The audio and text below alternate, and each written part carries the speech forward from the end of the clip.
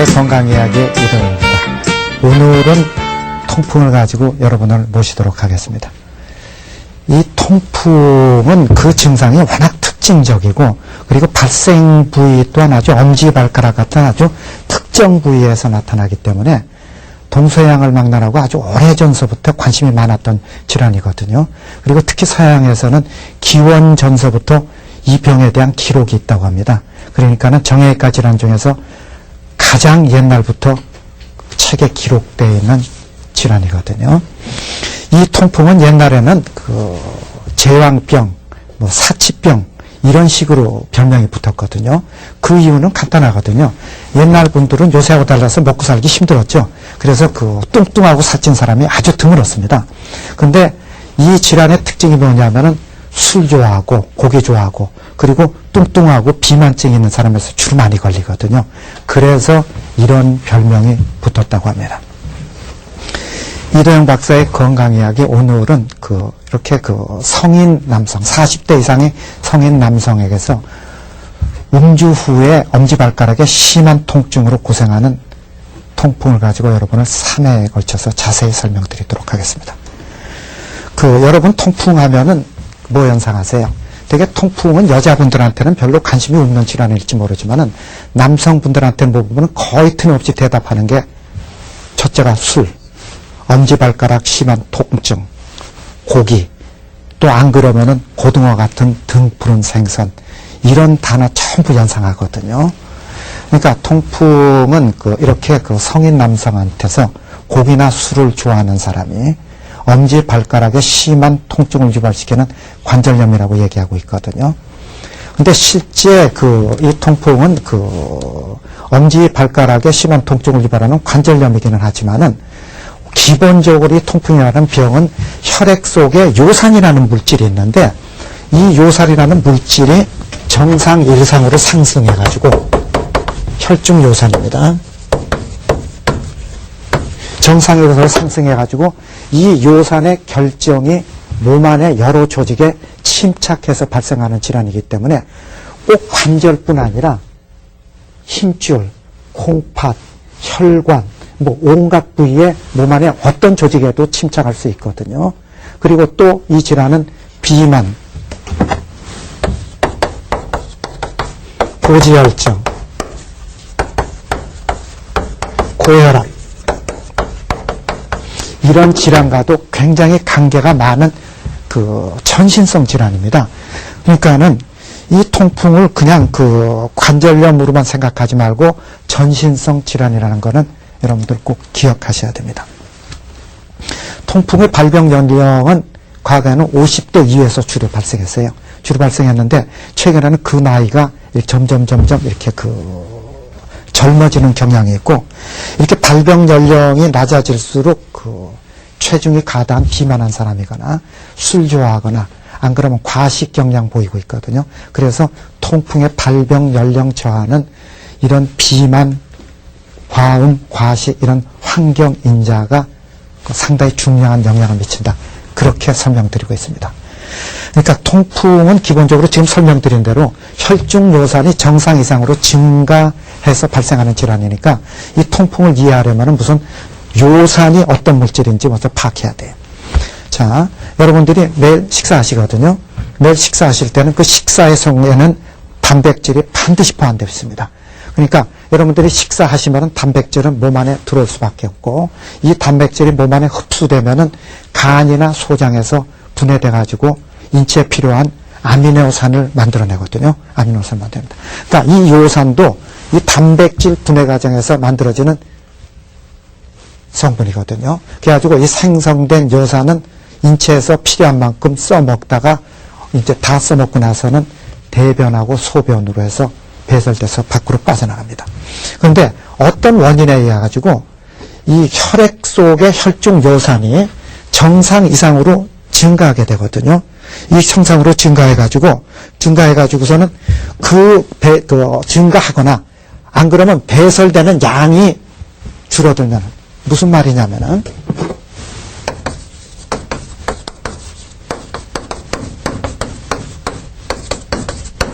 증가하는 게 통풍인데 이 혈중 요산이 증가하는 원인이 생성되는 요산이 많거나 배설되는 양이 줄어들면 혈중 요산은 결국은 일정 수치보다 높아질 수밖에 없습니다. 한 예를 들어서 여러분들이 설탕을 물에 타서 드실 때 그 설탕을 물에다 너무 많이 타면은 처음에는 그 물속의 설탕 농도는 자꾸 진해질 수밖에 없거든요. 그러다가 어느 농도를 넘었으면은 결국은 녹지 못하는 그 설탕의 일부는 결정이 돼가지고 바닥에 쌓이게 됩니다. 그렇죠? 똑같은 이유거든요. 그러니까 혈액 속의 요산도 일정 수준의 저런 원인에 의해 가지고 아까 얘기 드린 대로 어떤 원인에서 생성되는 양이 많거나 배설되는 양이 줄어들면은 결국은 혈중 요산은 올라가는데 그 혈중 요산이 올라가는 수치가 일정 수준을 넘었으면은 결국은 일정량의 요산은 혈액 속에서 녹지 못하고 결정이 돼 가지고 바닥에 쌓일 수밖에 없어요. 그래서 몸 안에 여러 조직에 쌓일 수밖에 없거든요. 이렇게 몸 안에 여러 조직에 쌓여 가지고 나타나는 여러 가지 증상을 통풍이라고 얘기합니다. 그런데 이 통풍의 발생 원인은 그 일부는 유전적인 질환이거든요. 일부는 유전적인 질환인데 실제로 95% 이상 대부분의 경우에는 통풍은 원인이 뭔지 발견이 안 돼요. 왜 통풍이 발생하는지 모릅니다. 그렇지만은 객관적인 현상으로 확인될 수 있는 건 뭐냐면은 이 그 생성된 요산은 몸 안에서 이용하다가 콩팥을 통해 가지고 소변으로 배설되거든요. 그런데 그 어떤 원인에 가지고 그러니까 원인이라는 게 유전적 원인도 있고 체질적 원인도 있습니다. 유전적 원인하고 체질적 원인에 가지고 이 콩팥을 통한 그 요산의 그 배설 기능이 떨어진 사람이 요산 생성을 상승시키는 인자가 있습니다. 요산 생성을 체내의 요산 생성을 상승시키는 인자가 있는데 이게 바로 과음, 과식, 심한 운동, 탈수 이런 은자가 복합돼 가지고 결국 혈중 요산 수치가 올라간다 그런 뜻이거든요. 그러니까 다시 또 쉽게 얘기 드리면은 유전적인 인자로 인해 가지고 유전에 의해 가지고 통풍이 발생한 사람도 있지만 그 수는 크게 많지 않고 나머지 대다수는 원인은 모르지만 하여튼 어떤 원인인지 모르지만은 그 통풍을 발생시키는 요인 그러니까 요산의 생성 인자가 복합되고 과음, 가식, 심한 운동, 탈수죠. 거기에다가 체질적 요인에 의해 가지고서는 배설이 콩팥을 통한 요산 배설이 떨어진 사람이 통풍이 발생한다. 그렇게 생각하시면 됩니다. 그런데 그 혈중 요산이 높다 낮다를 설명드렸는데 정상인의 혈중 요산의 수치는 0 내지 7mg이라고 그럽니다.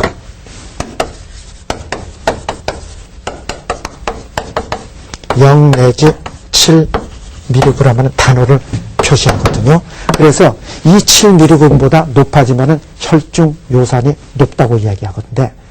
성인 남성의 20%에서는 남성입니다. 어른 남성의 20%에서는 7mg%보다 높거든요.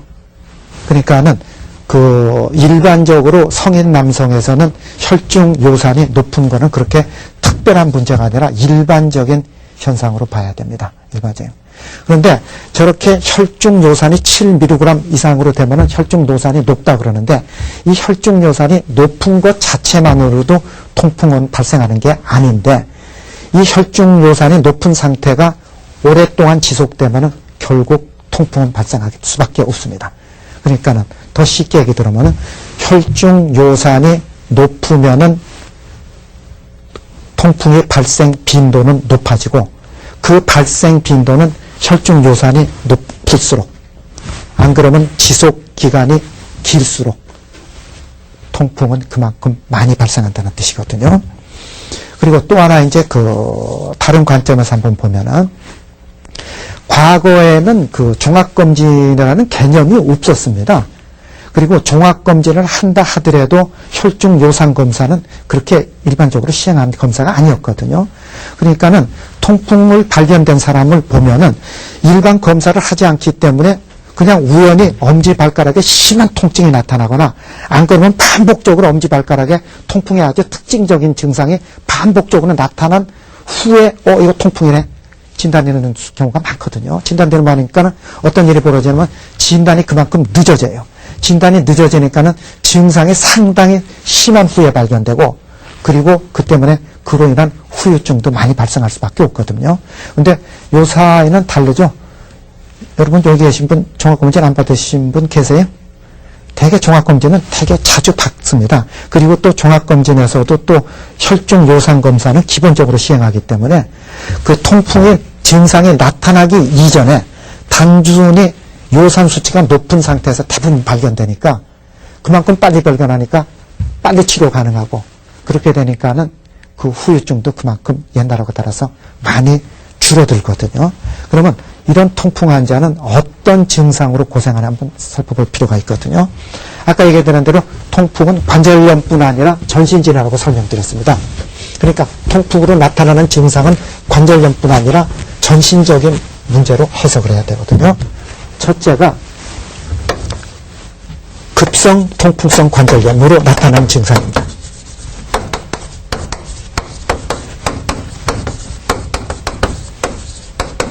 그 다음에 두 번째가 만성 통풍성 관절염으로 나타나는 증상이 있거든요.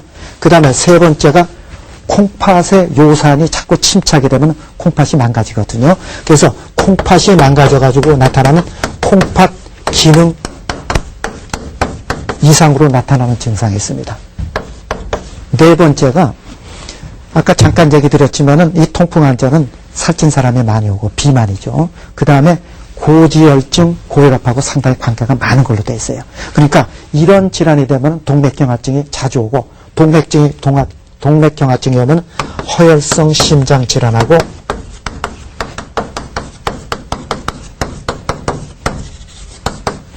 뇌혈관 장애가 발생할 수밖에 없거든요. 이걸로 인해서 나타나는 증상이 있습니다. 실제 통풍은 이 관절염은 굉장히 아파서 그렇지 그렇게 큰 문제가 되지 않는데 자꾸 이게 요산이 혈중에 쌓여가지고 몸 안에 여러 조직에 쌓이면서 콩팥 망가지고 허혈성 심장질환, 뇌혈관 장애까지 오면 그때는 심각해집니다.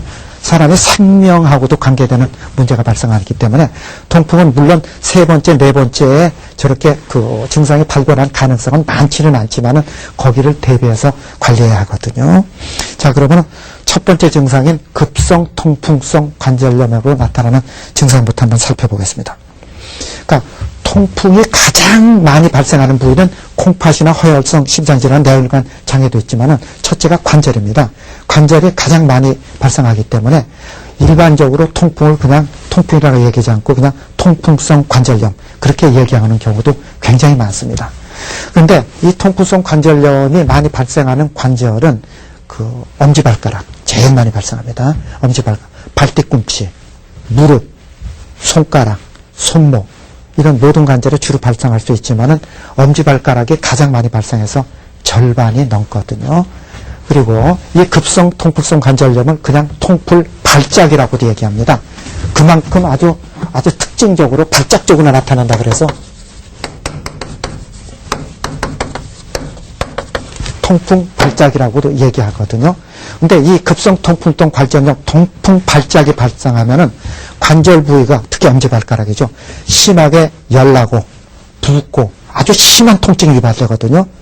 그렇기 때문에 환자분이 아주 워낙 특징적이고 아주 심한 통증을 유발하기 때문에 엄지발가락에 이런 증상이 나타나면 통증 때문에 잘 걷지 못하고 굉장히 아파하고 쩔룩쩔룩 절기도 해요.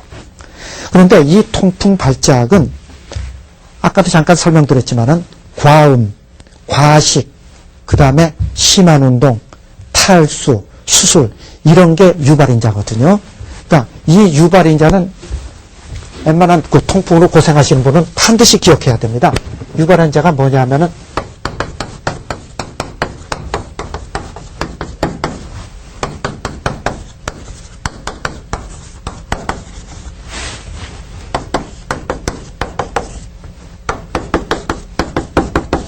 그러니까는 통풍으로 고생하신 분은 이런 유발인자를 꼭 기억해가지고 이런 상태를 조심해서 통풍 발작이 재발하는 것을 막아야 돼요.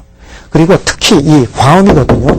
술에 대해서는 통풍 발작 유발 원인의 가장 큰 원인이거든요. 그래서 술은 통풍 가지고 계신 분은 절대적으로 피해야 돼요. 근데 이제 문제가 뭐냐면 아까 잠깐 얘기 드렸잖아요. 통풍 환자 치고 술 안 좋아하는 사람 난 못 봤습니다. 그러니까는 실제로 그렇게 끊기 힘들어요. 굉장히 끊기 힘들어합니다. 이 통풍 발작은 40대 성인 남성에서 제일 많거든요. 제일 많은데 요새는 그 나이가 점점 젊어지는 경향이 있고 여성분한테는 솔직히 거의 보기 힘듭니다. 거의 보기. 그런데 간혹 가다가 폐경기 이후 여성한테 드물게 발견하거든요. 드물게 발견해요. 그래서 제가 지금까지 정형외과 의사 생활하면서 통풍 환자는 수도 없이 많이 봤지만 여성분은 딱 2분 뵀습니다. 딱 2분 뵀어요. 그 정도로 여성분한테는 통풍은 드문 병이에요. 그러니까 이런 식으로 통풍은 주로 성인 남성한테 주로 발생하는 질환이거든요. 자, 지금까지 통풍은 어떤 질환이고 왜 발생하고 그 다음에 통풍의 증상 중에서 첫 번째 증상인 급성 통풍성 관절염에 대해서 설명드렸거든요.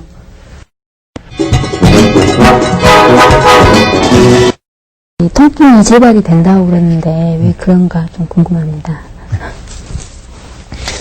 이 통풍이 가장 문제점이 뭐냐면은요. 통풍의 가장 문제점이 뭐냐면은 결국 통풍의 발생 원인이라는 거는 몸속에 혈액 속이죠. 혈중 요산이 정상 이상으로 올라가 가지고 그게 결국은 몸 안에 여러 조직의 요산의 결정이 쌓이면서 그게 자극을 줘서 증상을 발생한다고 이미 설명드렸잖아요. 그러니까는 요산 수치를 정상 아래로 완전히 떨어뜨리지 못하면은 결국은 아무리 증상이 가라앉았던 안 가라앉던 간에 그 요산은 자꾸 몸 안에 쌓일 수밖에 없으니까 증상이 가라앉았다가 결국 또 생기고 합니다. 그러니까 또 생기고 하기 때문에 그래서 통풍 치료가 어려운 점이 있거든요. 그래서 관리를 제대로 하지 못하면은 반드시 재발합니다. 반드시 재발해요. 그러니까 통풍은 원칙적으로 고혈압이나 당뇨하고 똑같이 한번 통풍으로 확실히 진단 내리면은 그분은 그 후에 일생 동안 관리하고 치료를 신경 써야 됩니다. 그렇지 않으면 재발해요. 통풍은 왜 무릎 아래 부분에서 많이 발생하나요? 굉장히 어려운 질문인데, 이론적으로는 혈중 통풍이라는 병은 혈중 요산이 정상보다 더 올라가고, 그래서 그 요산의 결정이 몸 안의 모든 조직에 자꾸 쌓이면서 나타나는 증상이니까, 이론적으로는 무릎 아래뿐 아니라 몸에 있는 모든 관절이죠. 모든 관절에 어깨고 팔꿈치고 손목이고 손가락이고 고관절이고 무릎이고 발가락이고 하다못해 허리나 골반 모든 관절에 침착할 수 있기 때문에 발병은 할 수 있습니다. 근데 실제로 보면은 좀 아래쪽이거든요. 그러니까는 하지에서는 무릎 아래, 그러니까 엄지발가락, 발등뼈, 그 다음에 발목, 발뒤꿈치, 무릎 쪽에서 주로 발생하고, 그 다음에 상지 쪽에서는 손가락, 손목, 이런 데 주로 발생하지, 그 위쪽 관절이죠. 그러니까는 이 주관절이라 그래서 이 팔꿈치 관절이라든가 어깨 관절이라든가 고관절 쪽은 실제로 상당히 드물게 발견하거든요. 그래서 실제로 보면은 그 질문하시는 대답은 정확하게 맞는데, 왜 아래쪽에 주로 발생하는지는 이론적으로 설명이 아직 안 되고 있습니다. 안 되고 있습니다.